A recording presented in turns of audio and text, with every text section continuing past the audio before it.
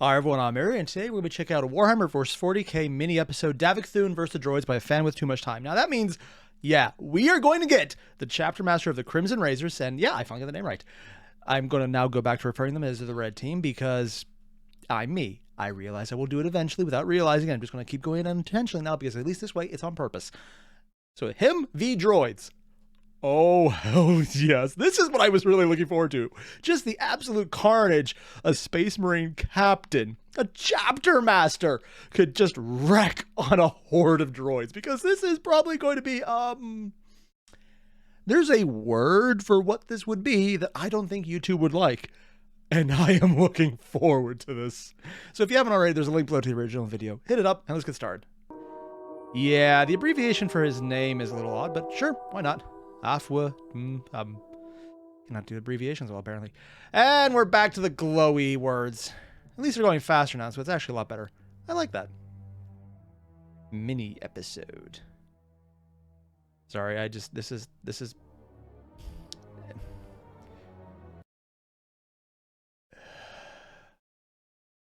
You ever just see that thing that gets you?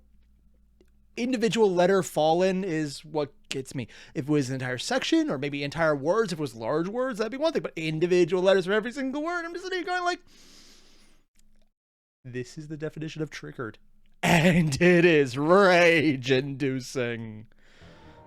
At least it's going fast. That's actually pretty good. And the intro was a lot faster than the last one. Nice.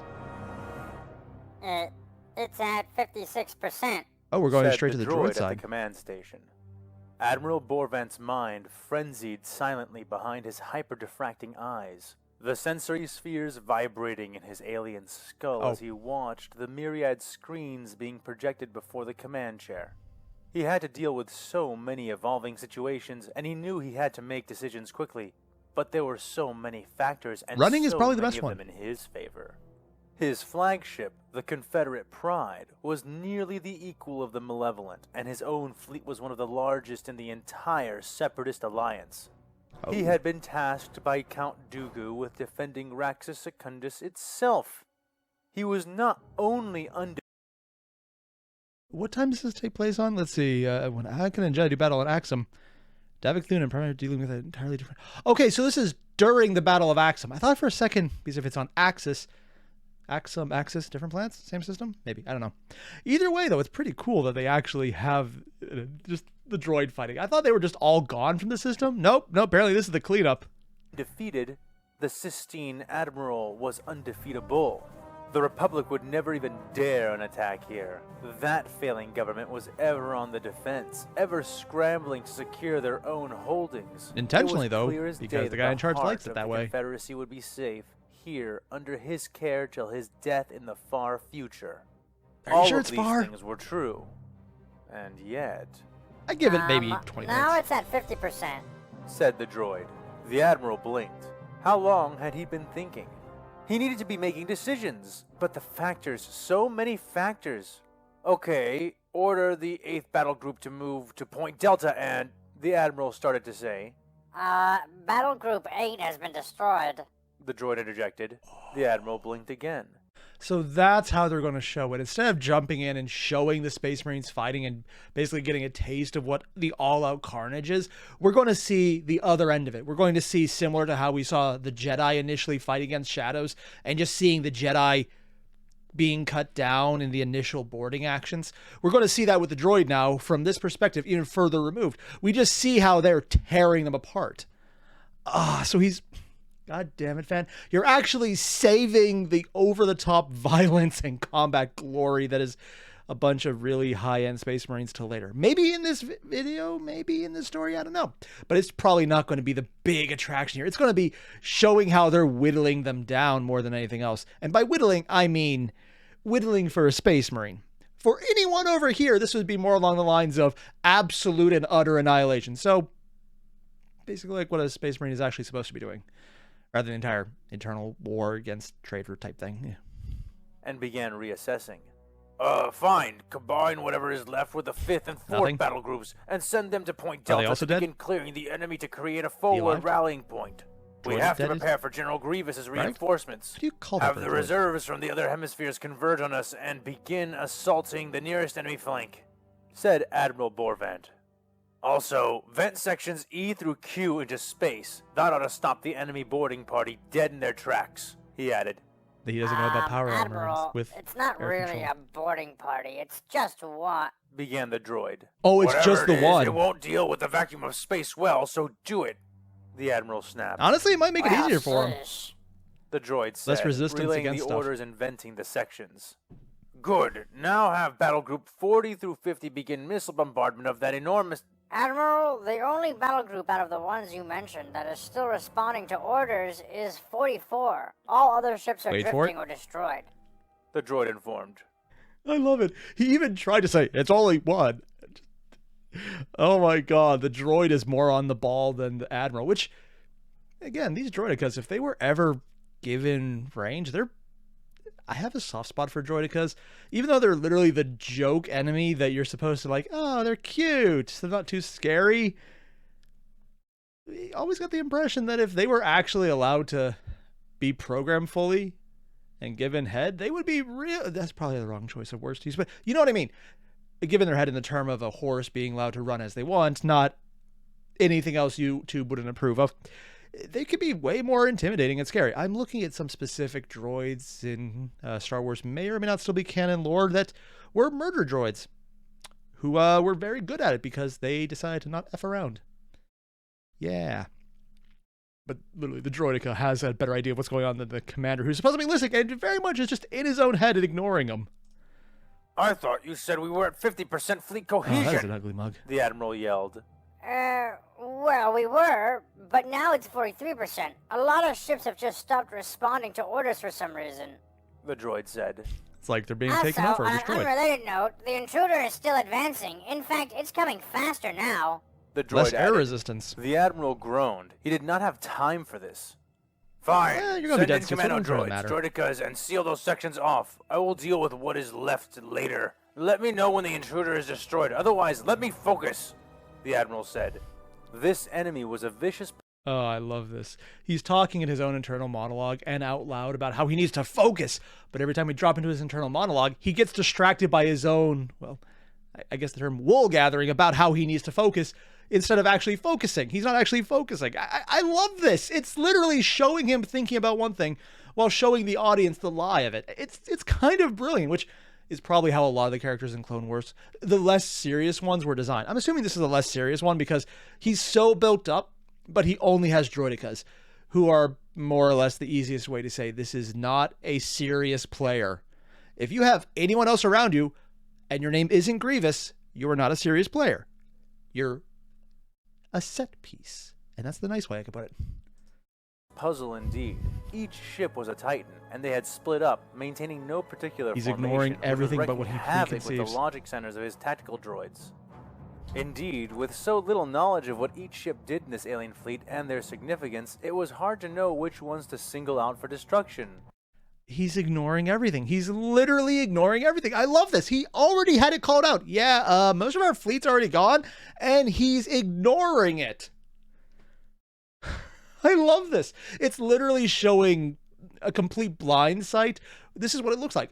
The reason I'm so, how to put it, over the moon? Let's go over the moon about this is because writing someone with a mental blind spot is really hard. I can barely do it.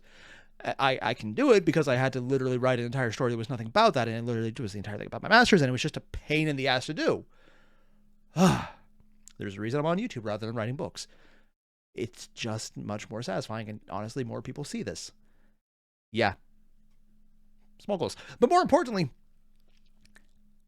when you're writing someone with a blind spot, you have to know what's going on. And then you have to be able to write someone who's thinking and talking about everything except that thing they're avoiding, which doesn't sound hard, except one, you have to be aware of it. Two, you then have to be aware about how to have a natural thought process while talking around it.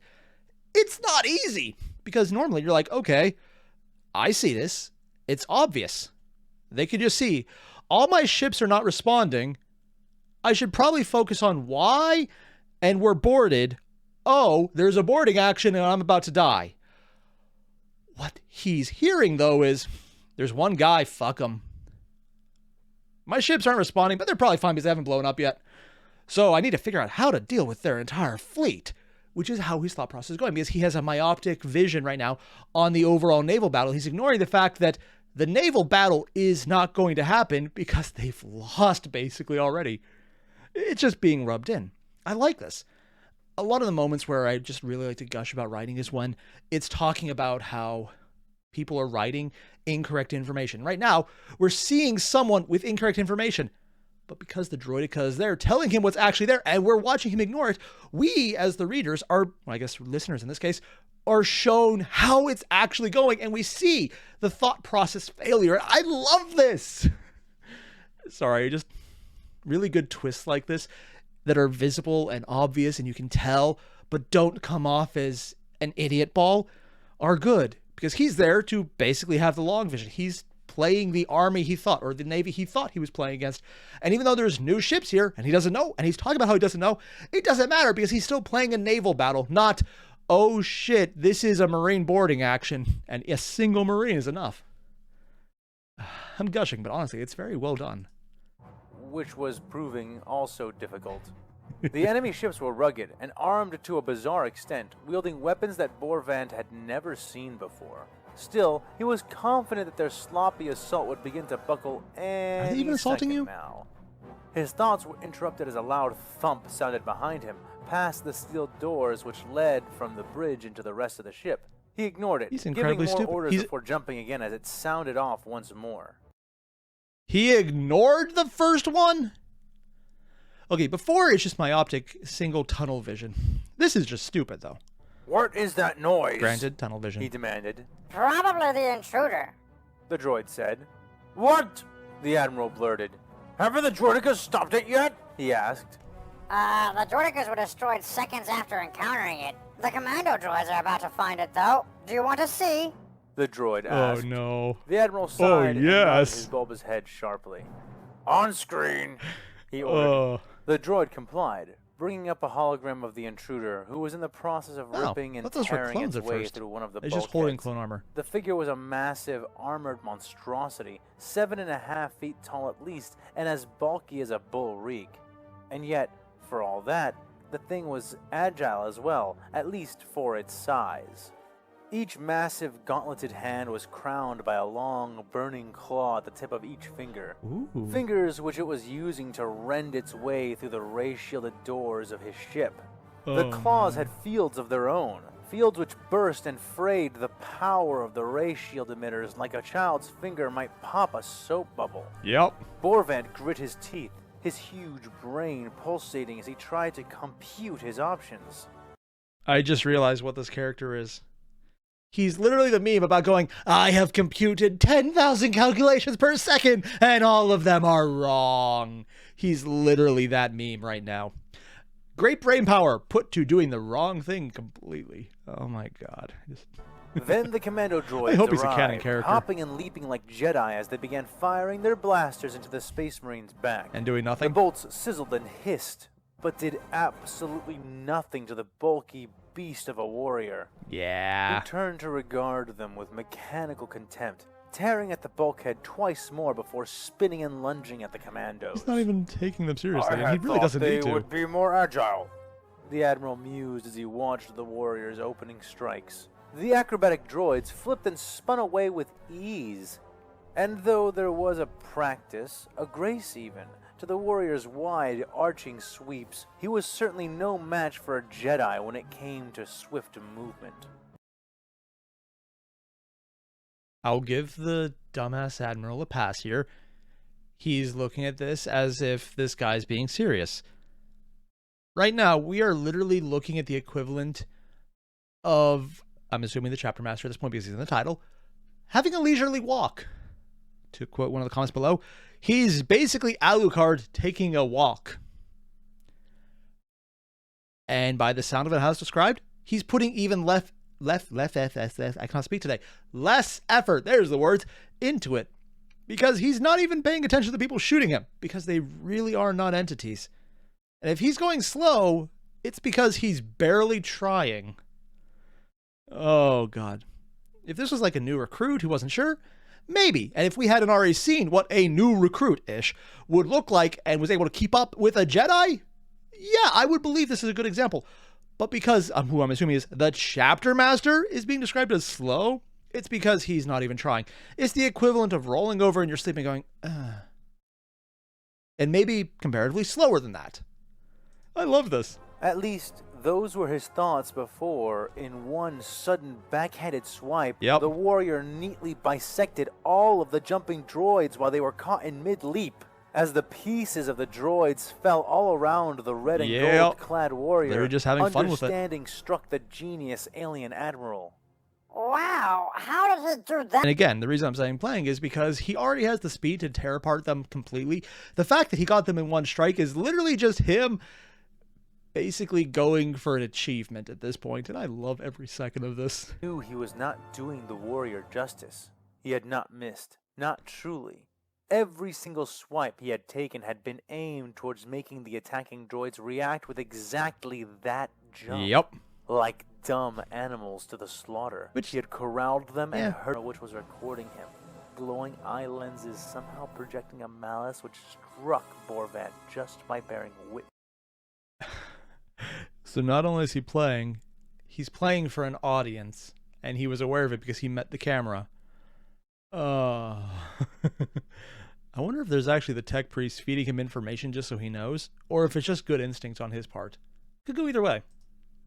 Not sure it matters, but it's fun either way. The commandos wriggled and writhed around the Marine's feet, torsos halved, arms severed, but heads still intact.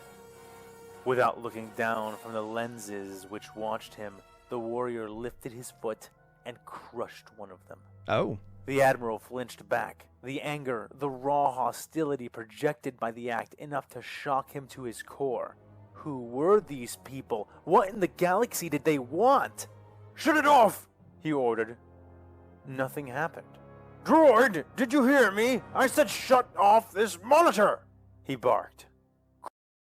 Okay, yeah, he completely broke. You're getting rid of the only source of information you have. That's stupid. Crunch.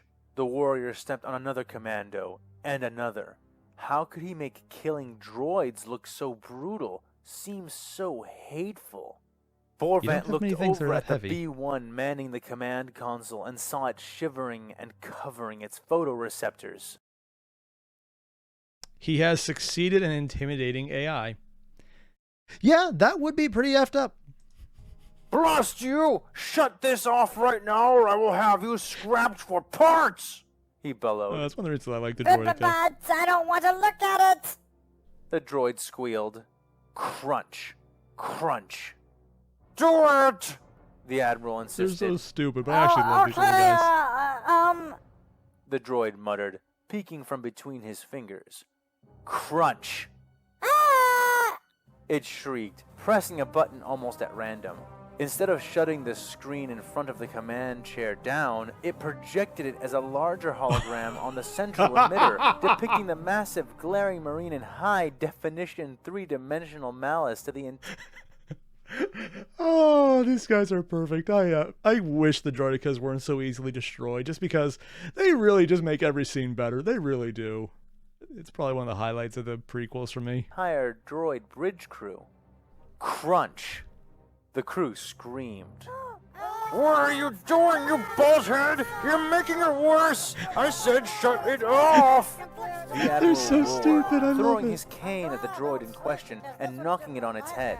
Sorry! The droid said as it frantically worked its controls with both hands. The image zoomed in on its face, its baleful stare now the only thing that could be seen, God. It's but still not worse. heard. Crunch. Wait, I got it! No, you Droid said, don't. and finally the image shut down. "About time!" the admiral yelled. "Send everything! Everything! I think you already did. Everything!" he ordered. Roger! The droid affirmed. And he's gonna leave. "Now, give me a report on the battle groups," the admiral began to say, trailing off as a light suddenly set the distant void silently. He's such a dumbass. He's so stupid. I absolutely love it. He immediately just saw how bad it was, and his first reaction was to hide his head in the ground. And the Droidica, honestly, because of absolute terror, which is hilarious that the Droidica has that, just noped out. I'm fully expecting the other Droidicas just to run to battle, not because they were ordered, or cower in fear because they were ordered and they're not listening. And he's about to figure out he's not actually fighting a naval battle. He's losing one in however long it takes me to press this. Oh god, I love this. A flame. The sight left him speechless. Celestial fire blossoming out into a golden, haloed sphere before him, thousands of kilometers wide. Flickering auroras came alive along the ray shielding of his ship, plainly visible as ribbons of rainbow fire which wound and spun around his and every other ship near him. Bigger than a normal ship, so it's a weapon. There, burning in the place where the Northern Hemisphere fleet had just been, for all the galaxy seeming to resemble a star, breathed out Borvant. Slowly, the ball shrank, diminished, I wonder which weapon that is. And the Admiral, no longer lit by its unnatural light, seemed to gain hold of his senses once more. The fleet! What is our fleet strength? Do you really need to ask? Do you really need to ask that one at this point? The strength is, you've looked. Demanded. Well, to me, it looks like we are now at 22%. Said the droid, flinching as he did. Borvant was aghast, but not for long, for soon fear replaced everything and anything else he was capable of. You have no idea how hard it is to just restrain myself right now from saying, oh yes, fear is replacing what he's capable of. Thankfully, those capabilities are incredibly low, so it wasn't a very big change. Feeling. And I didn't restrain myself because I just said it. Thunk, thunk. The sound was so close. He stood up, and he ignored the guy who was about to shoot him. Projected before him, and looking if he gets back that far. towards the large door which led to the bridge. Thunk, thunk, crack. Wide scars spiderwebbed all across the surface you probably of the should have door, evacuated, but no. Before the Sistine Separatist could draw his next breath, the door shattered like glass, its fragments spiraling out as lethal projectiles. Droids were smashed and sliced in half, consoles crushed and left as little more than sparking ruin. But, and yet it trembled the ground, his massive metal boots sinking because he is taking it easy for a Space Marine captain, let alone Chapter Master. It was like this thing, this Space Marine, was too hard, too heavy for this universe. Like an invasive entity, a lion suddenly lost in a world made out of meat and cotton. Oh my god, this guy's such a complete and utter idiot, and he's probably the first person to realize just what this mismatch is. Of all the people to really first get it. Like, some other people got close. He actually has the most accurate analogy so far. And all the fear that came with it. Borvant swallowed hard but rallied his resolve. You will never win this battle! He shrilled at the warrior, his translator automatically translating each word into the guttural tones of... You know what? No, I think he's right. They're not going to win this battle. Because there is literally no battle occurring right now. It's a one-sided slaughter. Operational, at least, leaving the two of them effectively alone. They actually ran away and he let them. You might manage to land on fair Rexus Secundus, but General Grievous will be here in a matter of hours. He added, climbing to his hands and knees before rising unsteadily. Oh. Do tell. I mean, I fully believe General Grievous is going to get his, non-existent metal butt, well, Obi-Wan. More thoroughly, though. This is going to be a thing of beauty. This is just teasing. All of this is just teasing Grievous versus a captain. And yeah, my money is on the captain. I keep saying captain, but I know he's a chapter master. Why do I keep doing that? Whatever. It just, it's going to be bloody overkill, and I like this. Marine walked up to the leftmost side of the building, reaching out a clawed finger to trace lightly along the segment of transparisteel there, the treasured sphere of Raxus Secundus lying just beyond. He did seem to freeze, however, at the mention of General Grievous. The Sistine smiled. Yes, that's right. General Grievous, the greatest tactical genius in the galaxy. Your occupation will only last hours. Wait, Grievous is supposed to be the tactical genius? Okay, never mind. I was thinking that's kind of weird because all he does is. Then I was like, oh wait, no, Palpatine. Yeah, no, he's being set up to lose where he needs to because he can't actually win the war. No one's actually allowed to win. It's just a stalling game until Palpatine's the right position. Gotta remember that part. Your victory is an illusion. The defeated admiral brazenly declared. Yeah, The Marine no. turned back to look at him, hand still extended towards the sphere of the world, and shook his head. At first, Borvant thought he sensed anger in the denial, but was corrected as he heard the Space Marine's voice for the first time Laughing? as he started to laugh. The bastard was laughing. Oh, jeez. The Separatist grit his teeth and was If about this to is the respond captain. when the I mean, I Marine was spoke, the chapter Admiral's master. translator converting the words for him. Oh? Or rather, word, for he only spoke one. No. And he spoke it as a question. Occupation. Borvant blinked, absorbing the implication of how that question had been phrased. But before he could properly react, the Marine had moved. The claw sparked to life and the transparent steel shattered. Space yawned wide, and the Admiral, along with the wrecked droids and debris, were swept up and towards the sudden breach, though the Marine himself stood stock still, adhering by weight or technology to the ground. Actually, this is just more of my own curiosity here. If anyone knows the technology being used in here, is it just weight, or does it also combine some kind of magnetics or technology to hold them on the ground? I don't actually know. It's one of those things I might have read, and it's just completely eluding me right now. So if someone does know, let me know, because I'm actually very curious. In spite of the vacuum, Borvant had long feared that he would die suffocating in the void of space. Oh, it was a congratulations. common enough dread among any proper navy. But the Marines spared him that fate, passing his burning claws through him as the alien was sucked out of his own ship, being diced Mercy and kill at that immolated point. all in one swift motion. Yeah. Davik Thune, chapter master of the Crimson Razors, watched the enemy admiral, or rather his pieces, float away into the void, still chuckling to himself. Occupation. He said to himself, shaking his head again. With a twitch of his thoughts, he activated the Vox within his Terminator power armor. Oh? Yes, master, said the captain of the ship, the de facto admiral of his fleet. Oh, they're just Alarak going to Norn. destroy it flat out. We have a few hours before the arrival of their most respected commander, a General Grievous.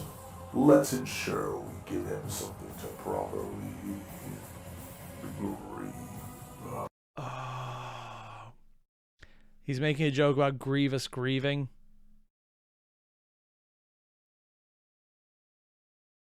Really? It explains why he's laughing, because really, the word is funny because like a grievous wound is a horrible wound that makes you very upset because it's terrible, as opposed to how he's taking it, he's grieving because he's a sad little boy, which by the end of this might also be just as accurate, in both ways even. When he arrives, said the chapter master. Yes, my lord. Should I Exterminatus make ready begin. the cyclonic torpedoes? Oh, Asked Alarak. nay, we shall not waste such fine okay. I was weapons kind of surprised if on they would use those. No resupply. filth. This shall be done in the old way. By throwing a rock? Prepare for orbital bombardment. Oh. Attack pattern, sins of charity. Very well, my lord. We will make ready the macro cannons, the bombardment cannons. They're just the literally lance beating the batteries, shit out of it. and the attack wings. We shall make ready, my lord, to brutalize them without mercy or quarter, as you commanded. Yep. Davik grinned, his filed teeth fitting perfectly together in a shark's own smile. Then let it be done. I grow weary of this weakness. Let us teach these Confederates the meaning of war.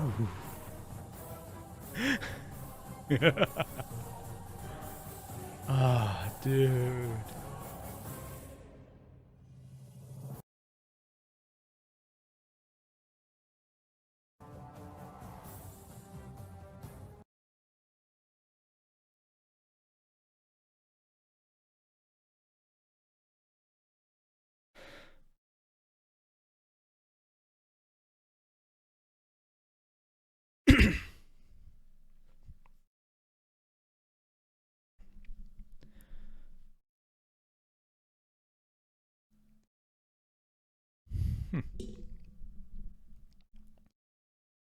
So I'm just going to say something that might sound stupid. Where is the Skywatch? Because I just realized everything on Axum has been against the people left behind by the Crimson Razors, or at least I thought it was the people left behind by the Crimson Razors. But I'm wondering, like, but they're behaving very differently than how this main force seems to be doing. So, am I missing something? Which is entirely possible. I thought it was the Crimson Razors, and it was like the place, and it's where they had that entire thing there. Am I missing something? Because I thought that was. If I'm wrong, let me know. If I'm right, that's weird, because it's me. I rarely do that. But more importantly, god damn, this is such a cool set piece, because while it didn't do what I was hoping it was, it wouldn't show us the gratuitous, over-the-top, just slashing through enemies by the Horde, by Space Marines going ham.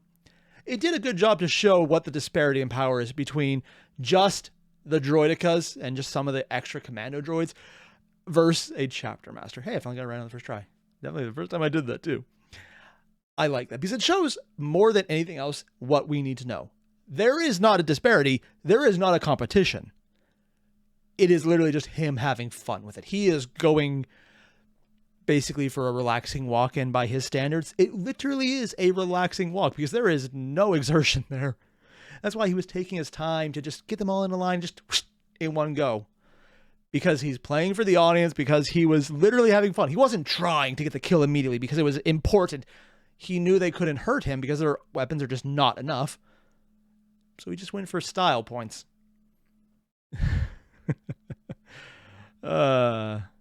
That's that joke at the end. I'll give him something to grieve. Oh my god, that's just... That pun was so bad, I'm actually jealous. Yeah. But yeah, the big point here, General Grievous is coming. He's not going to be prepared. And he'll probably be confronted with the, oh, I thought I was the bad guy. I'm disappointed moment. And is that actually how it's going to go down? No, because if it actually is, why would I get that right? No, don't do that. But I'm looking forward to it. So if you haven't already though, link below, original video, hit it up. And when you're done, don't forget to leave a like, comment, subscribe.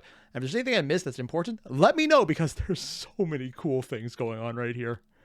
This is such a great set piece because it's showing what's going to happen and showing you the disparity about the power levels without going into gratuitous detail and taking away from later scenes. So it just worked well. Either way, what I'm basically saying is, I like this. And again, link below. Hit it up. I'll see you guys later.